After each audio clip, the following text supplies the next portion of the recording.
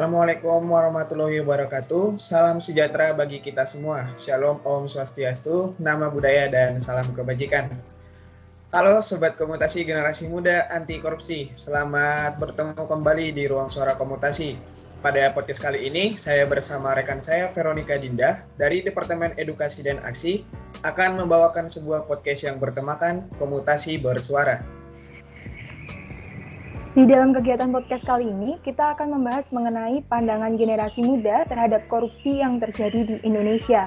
Kemudian, bagaimana tanggapan para generasi muda saat ini terkait dengan eksistensi penerapan hukum tindak pidana korupsi dan pelemahan KPK yang saat ini sedang hangat diperbincangkan. Dan yang tak kalah penting nih teman-teman, di sini kita juga akan membahas mengenai apa saja sih peran dari generasi muda di dalam menyuarakan anti korupsi itu. Nah, pada podcast kali ini teman-teman dengan tema yang sangat menarik tentunya. Narasumber yang hadir pada podcast kali ini juga tak kalah menarik dong. Tentunya ada Mas Thomas Aquinas Yudabuana selaku mantan Ketua Komutasi Generasi 4 dan juga Mas Raden Yeremia Agung Prabaswara yang pada saat ini menjabat sebagai koordinator dari Departemen Kajian Penelitian di Komutasi 5. Kepada Mas Thomas Aquinas dan Mas Raden Yeremia, apa kabar nih Mas?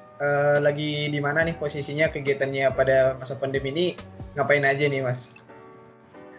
Siapa dulu nih, Yeremia atau? Boleh dari Mas Yuda dulu aja.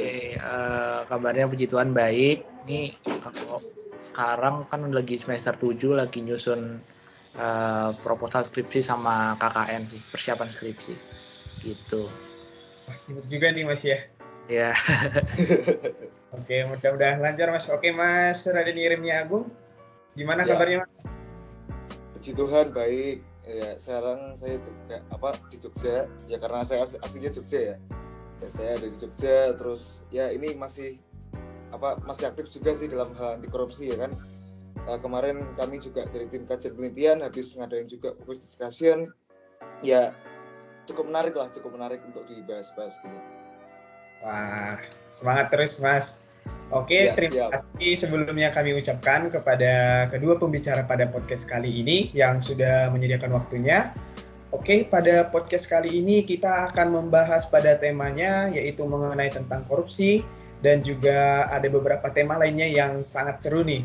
Jadi kita langsung aja ke sesi tanya jawab. Oke, pada pertanyaan opening nih, saya mungkin mau bertanya ke dua pembicara kita dulu nih, sebagai generasi muda yang juga sudah berbaur di dalam komunitas anti korupsi. Melihat tindak pidana korupsi di Indonesia yang saat ini terjadi, Mas, tanggapannya kira-kira seperti apa? Dari Mas Yuda mungkin bisa mendahului. Oke, kalau sebagai generasi muda mungkin kalau aku sendiri melihat kalau bahasa sekarang ya kan lagi happening soal kesehatan, jadi mungkin korupsi sekarang kita ini masih udah di tahap kronis gitu ya kalau bahasanya.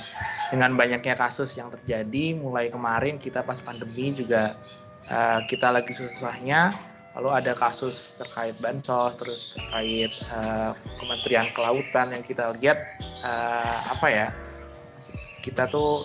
kita sebagai rakyat yang sedang menghadapi kasus pandemi, tapi di satu sisi ada pejabat kita yang malah melakukan tindak pidana korupsi. Kan itu suatu ketimpangan atau perbedaan yang sangat kelihatan sekali gitu ya. Ya itu sih tanggapan saya terkait korupsi saat ini ya bagi generasi muda.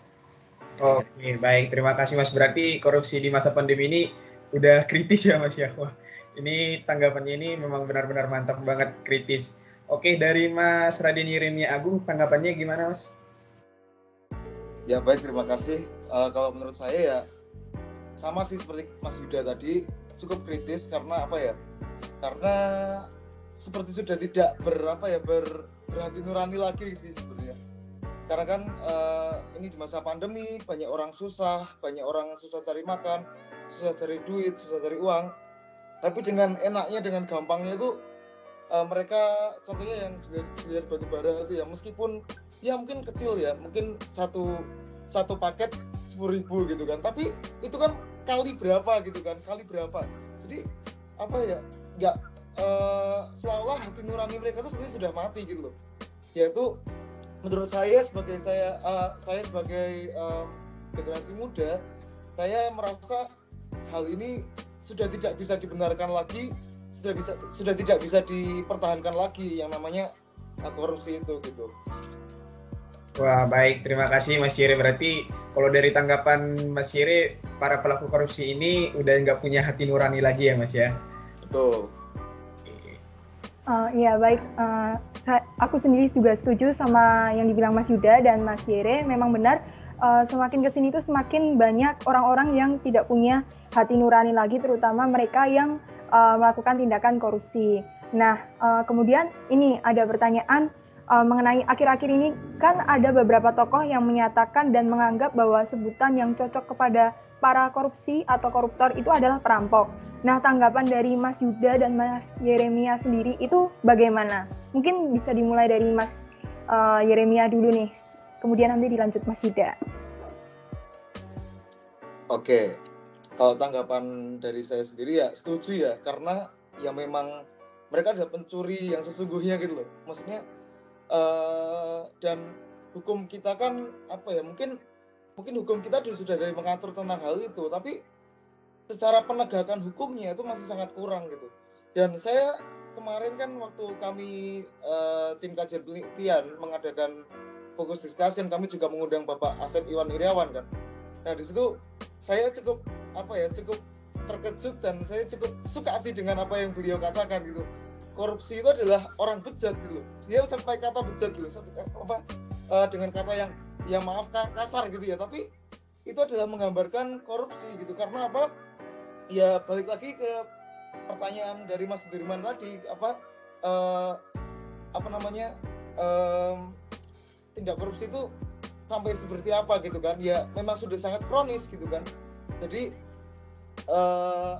kalau dibilang apakah itu cocok dipanggil sebagai perampok, ya sangat cocok sih. Perampok sebagai pencuri itu sangat cocok buat saya gitu. Oke, baik.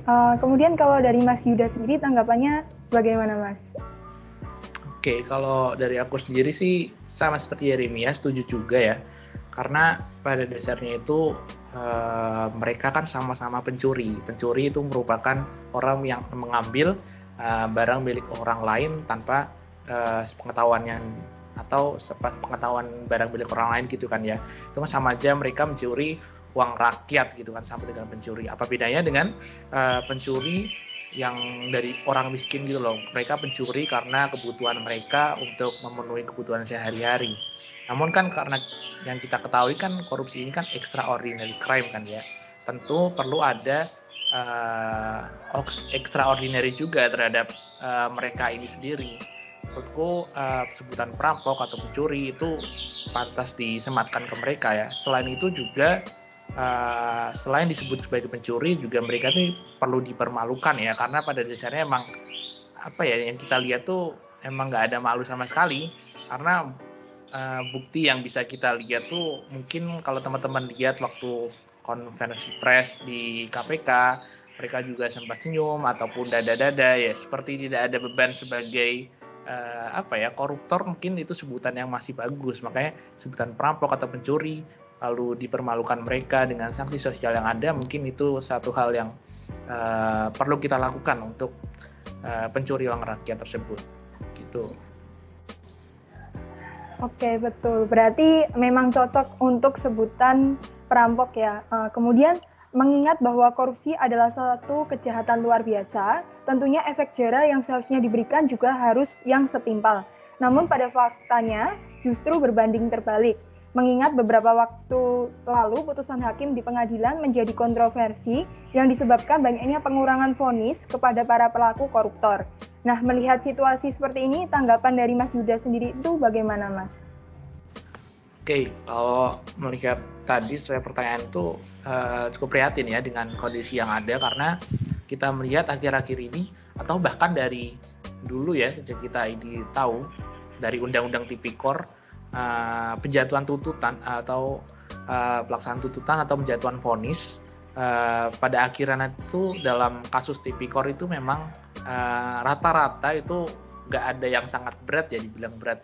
Bahkan kalau mau dibilang berat nanti juga bakal dikurangi dengan misalnya pengurangan masa kurungan dan sebagainya. Nah, itu kan tentu sangat buat prihatin kita ya, karena di satu sisi tindak pidana korupsi merupakan baik lagi tadi extraordinary crime, harusnya perlu ada tindakan yang lebih terhadap tindak pidana korupsi. Mungkin yang belum bisa kita lakukan tuh dari memiskinkan dari koruptor itu sendiri, atau mungkin yang lebih mengena itu ya tadi sanksi sosial yang perlu dikenakan kepada mereka. Karena yang kita lihat sekarang kan mungkin dengan selepas orang melakukan masa pidananya, terutama koruptor ya, itu mereka bisa lagi mencalonkan menjadi wakil rakyat, atau malah setelah keluar dari masa pidananya mereka malah diagung-agungkan. Nah, itu kan suatu hal yang sangat tidak bagus ya untuk iklim anti korupsi kita. Kira-kira seperti itu sih. Baik, terima kasih Mas Yuda atas tanggapannya. Ini pertanyaannya buat Mas Yere nih. Mas Yere, selain pengadilan yang merupakan tempat penjatuhan vonis bagi para koruptor, tentunya KPK juga sebagai suatu lembaga negara yang mempunyai wewenang di dalam pemberantasan korupsi ini, Mas. Nah, menurut Mas Yeremia sendiri, apakah kinerja KPK sejauh ini sudah memberikan dampak yang positif di dalam memerangi korupsi? Ya, baik, terima kasih. Kalau sejauh ini dampak positif pasti sudah ya, karena kan memang korupsi KPK kan memang bertanggung jawab untuk hal itu gitu kan. Tapi yang kita harus soroti bersama adalah tidak adanya sebuah gebrakan yang bagus gitu dari KPK gitu. Tidak ada sebuah gebrakan yang bagus dari sebuah lembaga yang anti korupsi. Kalau kita lihat dari ini saya kilas balik sejarahnya ya orde lama, dari zaman orde lama, Soekarno juga mengeluarkan Perpu nomor 24 tahun 1960 tentang anti korupsi gitu kan, tentang pemeriksaan tindak pidana korupsi. Di Orde Baru juga dikeluarkan gitu.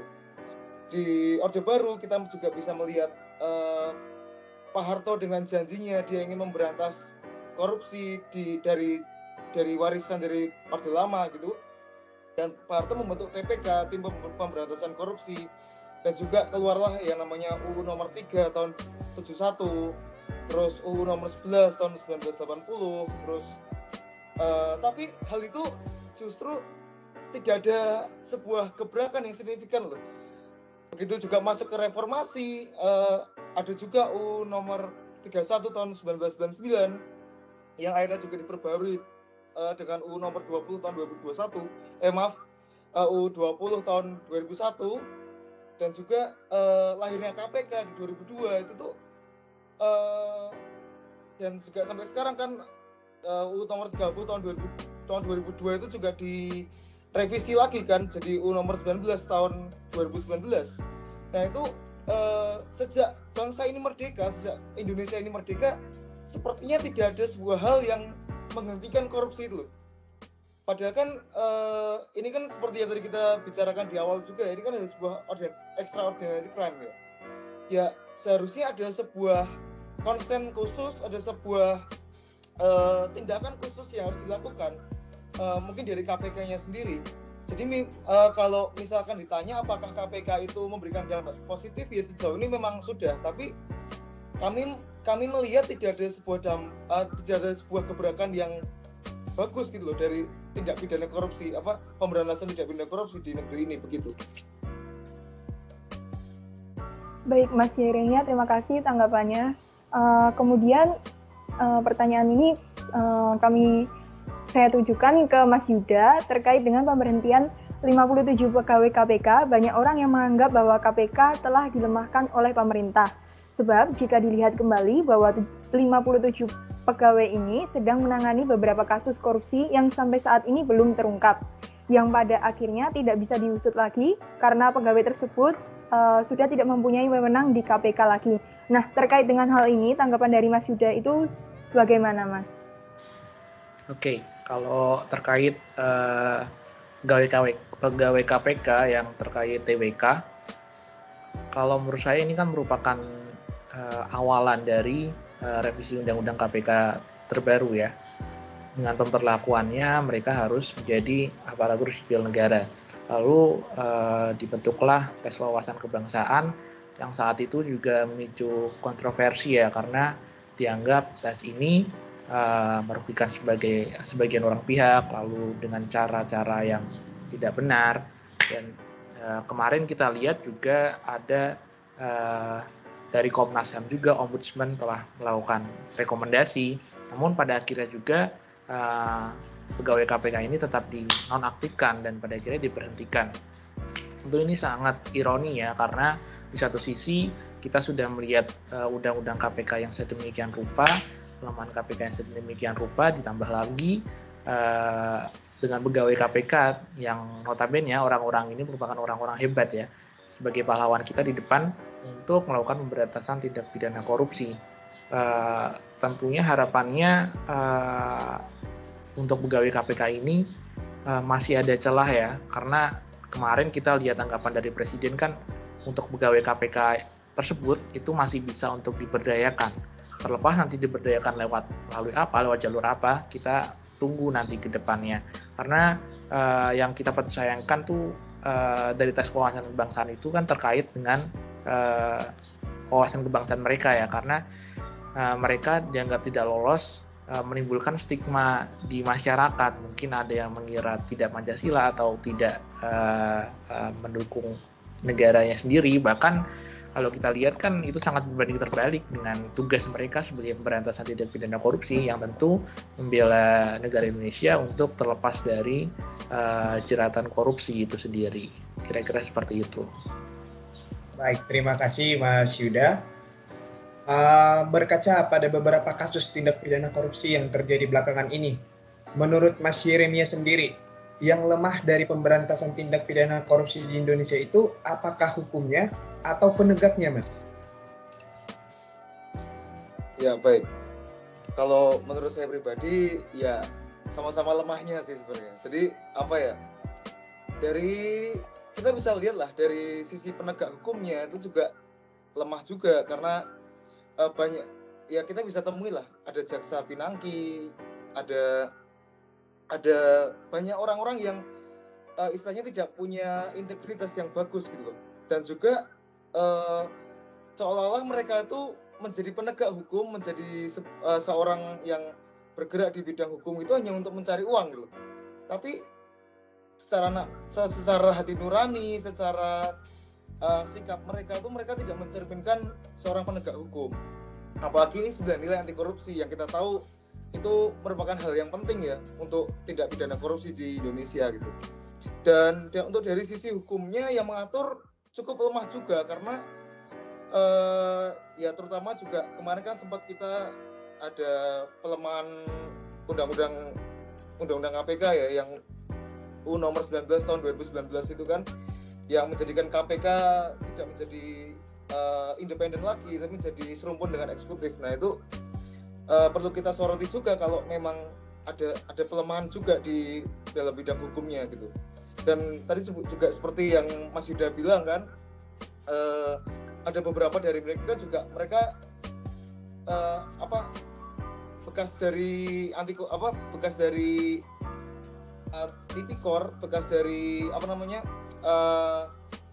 terjerat kasus korupsi, mereka masih bisa mencalonkan lagi sebagai kepala daerah, mencalonkan lagi sebagai hal yang strategis di pemerintahan gitu loh. Dan itu membuat hukum itu dinilai tidak adil, hukum itu dinilai sebagai hal yang sangat mudah ditoleransi gitu. Baik, terima kasih.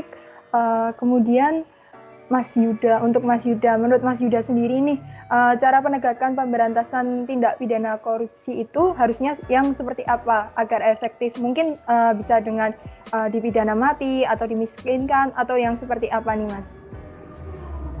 Oke, untuk penegakan yang seperti apa yang tepat ya, karena yang kita tahu sendiri korupsi ini merupakan tindak pidana yang extraordinary.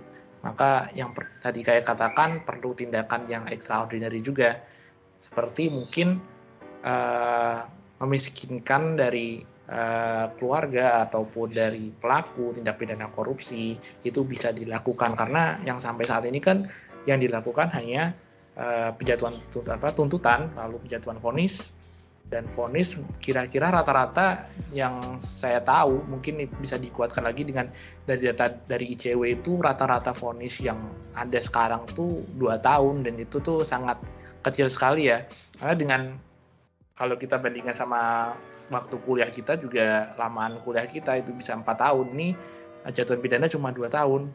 Terus kita juga bisa bandingkan juga sama terkait pidana pencurian yang dilakukan oleh orang yang tidak mampu, itu bisa dihukum sampai 5 tahun.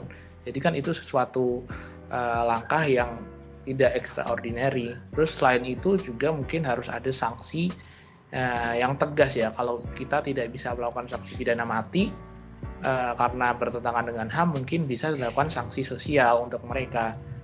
Setelah mereka menjalankan sanksi pidananya, mungkin bisa dilakukan cicilan atau minimal tidak boleh mengajukan diri ya. Maksudnya tidak bisa mengajukan diri untuk sebagai kepala daerah, karena kita pikirnya kayak gini, karena kalau mereka udah dikasih kesempatan untuk memegang amanah ya 1 kali, namun mereka buat kejahatan yang sangat luar biasa yaitu korupsi, tentunya kan untuk kesempatan berikutnya harusnya tidak diberikan. Namun yang ada saat ini malah mereka masih bisa mencalonkan diri sebagai kepala daerah atau wakil rakyat atau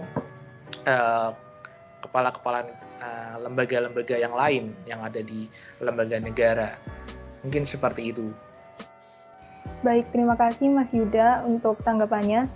Kemudian tadi kan Mas Yeremia bilang kalau yang lemah di sini tuh juga hukumnya dan juga penegakannya. Nah, kita sebagai generasi muda, bagaimana sih cara menyikapi terhadap lemahnya penegakan dan lemahnya hukum yang ada di Indonesia ini? Mungkin bisa dimulai dari Mas Yeremia. Oke, baik. Menurut saya ya, kita sebagai generasi muda, kita kan lebih melek dengan digital, lebih melek dengan kabar-kabar terbaru ya. Jadi ya, coba kita sebagai generasi muda itu lebih intens untuk menggali soal-soal korupsi, menggali seperti kasus-kasus terbaru. Kita coba merenungkan gitu. Ini apakah dampaknya buat generasi muda itu apa gitu? Pasti kan sangat banyak ya. Pasti sangat banyak. Apalagi untuk rakyat miskin gitu kan. Jadi buat saya sih generasi muda mesti harus melek hukum juga. Generasi muda juga perlu untuk terus menggali sejauh mana gitu loh tindak pidana korupsi di Indonesia gitu. Dan yang terpenting adalah bersuara sih. Jadi generasi muda kita masih punya dengan energi kita ya, dengan kekuatan kita, dengan pikiran kritis kita, dengan segala sesuatu yang istilahnya kayak masih fresh gitu kan ya. Kita harus bersuara gitu, lebih lantang bersuara, lebih lantang menyuarakan kebenaran gitu, karena saya rasa kalau kebenaran itu sudah jadi titik poin di Indonesia, kebenaran sudah jadi sebuah mercusuar di Indonesia gitu kan istilahnya ya, itu pasti semuanya juga akan mengikuti gitu. Kalau kita sebagai generasi muda kritis, kita sebagai generasi muda terus bisa menyuarakan kebenaran, menyuarakan anti korupsi, itu saya yakin dampaknya juga akan besar gitu. Oke, baik. Terima kasih Mas Yeremia. Berarti di sini poin yang bisa diambil, Mas Yeremia menekankan agar anak muda lebih lantang dalam menyuarakan kebenaran yang ada, seperti itu ya. Kemudian untuk dari Mas Yuda sendiri, bagaimana Mas? Oke, mungkin sudah banyak disampaikan oleh Yeremia ya terkait kita sebagai generasi muda bisa apa. Selain dengan bersuara terus bersikap kritis terhadap apa yang terjadi, mungkin kita bisa melakukan hal kecil yang bisa kita lakukan untuk memberantas tindak pidana korupsi. Tentunya kita sebagai anak muda harus bisa menjadi roda penggerak. Misal di sekitar kita, untuk yang saat ini kan ada namanya bantuan sosial. Mungkin kita sebagai generasi muda di sekitar kita bisa memberikan edukasi kepada mereka bantuan sosial yang sebenarnya itu seperti apa. Mungkin mereka tidak mengerti bantuan sosial yang diterima itu sudah dikurangi berapa persen dari yang seharusnya. Itu merupakan suatu tindakan kecil yang bisa berdampak cukup besar sebenarnya untuk melakukan pemberantasan korupsi, selain dengan kita bersuara ataupun bersifat kritis yang tetap harus kita lakukan. Karena pada dasarnya kita harus tetap mengawal pemberantasan korupsi apapun yang terjadi, karena kalau bukan kita mengawal tentu siapa lagi. Karena kalau tidak dikawal, karena akan berbahaya nanti pemberantasan korupsi ke depannya. Kira-kira seperti itu. Baik, terima kasih Mas Yuda. Untuk pertanyaan penutup nih pada sesi podcast kita ini, kami mau meminta harapan dari Mas Yeremia dan juga Mas Yuda mengenai penyelesaian tindak pidana korupsi ke depannya itu harusnya seperti apa? Mungkin bisa dari Mas Yeremia dulu. Oke, kalau dari saya ya, saya ingin menyampaikan aja sih sebenarnya.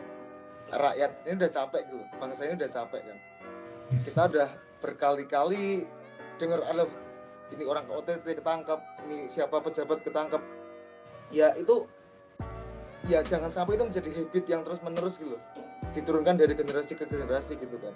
Ya harapan saya pribadi untuk tindak pidana korupsi ya harus ada sebuah gebrakan sih, harus ada sebuah gebrakan yang benar-benar itu out of the box, yang benar-benar sampai saat ini apa ya, itu bisa memutus rantai itu, bisa memutus rantai penularan korupsi gitu kan.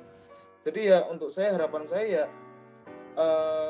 lebih ada sebuah hal yang bisa menggebrak untuk anti korupsi gitu. Baik, terima kasih. Berarti lebih menekankan ke sebuah gerakan yang besar ya Mas ya untuk mengatasi tindak pidana korupsi di negara ini. Baik, kepada Mas Yuda sendiri harapannya seperti apa Mas? Baik, untuk harapannya terkait penyelesaian tindak pidana korupsi ke depannya, tentu kita menginginkan penyelesaian yang baik dan tuntas ya terhadap kasus-kasus yang mungkin sekarang lagi ditangani. Walaupun dalam yang kita ketahui banyak pegawai KPK yang sudah dinonaktifkan yang sedang menangani kasus tersebut. Namun harapannya itu tidak menjadikan memadamkan pemberantasan korupsi yang ada ya, untuk tetap terus menyuarakan semangat anti korupsi, khususnya buat teman-teman generasi muda untuk tetap terus menyuarakan semangat anti korupsi, terus mengangkat isu anti korupsi ke teman-teman. Jadi bisa menjadikan bahan obrolan, jadi bukan hanya membahas soal kuliah atau sebagainya, namun juga bisa membahas soal isu-isu anti korupsi, karena isu anti korupsi kan bisa kita bahas di berbagai sektor ya, di berbagai kita banyak orang juga merasakan terhadap pemberantasan korupsi.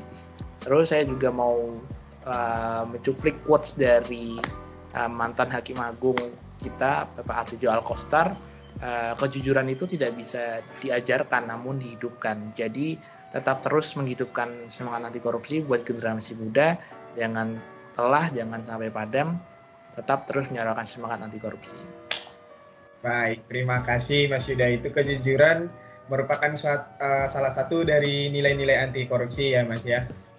Baik, teman-teman generasi muda, korupsi merupakan extraordinary crime atau kejahatan luar biasa, di mana dampaknya sangat merugikan negara dan tentu penanganannya harus dengan ekstra. Di negeri yang penuh muslihat, korupsi seolah jadi perkara lumrah. Perburuan menjadi paling kaya, menjadi hobi para abdi negara. Titik bahaya dari korupsi tak cuma dilihat dari persentase kebocoran uang, tapi juga dari menipisnya kepercayaan kepada bersihnya aparatur negara secara keseluruhan. Maka dengan demikian, teman-teman generasi muda, salah satu cara kita sebagai para generasi muda untuk menangani korupsi adalah dengan senantiasa menanamkan serta mengimplementasikan nilai-nilai anti korupsi di dalam diri kita dan juga di keseharian kita. Nilai-nilai anti korupsi perlu kita pupuk sejak dini agar kelak kita menjadi seorang pemimpin di negeri ini dapat menjadi seorang pemimpin yang bersih dari korupsi. Terima kasih telah mendengarkan podcast Ruang Suara Komutasi sampai akhir. Sampai jumpa di Ruang Suara Komutasi episode selanjutnya. Komutasi Generasi muda anti korupsi.